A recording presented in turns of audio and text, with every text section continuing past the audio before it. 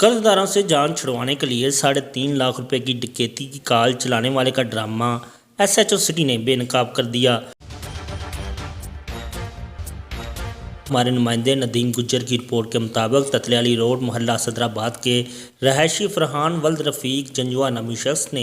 15 पर कॉल की। इसके साथ थाना सिटी के इलाका परचिस स्टाफ के करीब 3.5 लाख रुपए की डकैती हो गई, जिस पर एसएचओ सिटी अहमद मंज टीम के हमरा फौरी मौके पर पहुंचे और अपनी जहानत के साथ उसके साथ सवालात किए तो वो बुखला गया, जिस पर उसकी डकैती की झूठी कॉल चलाने का ड्रामा बेनकाब हो गया।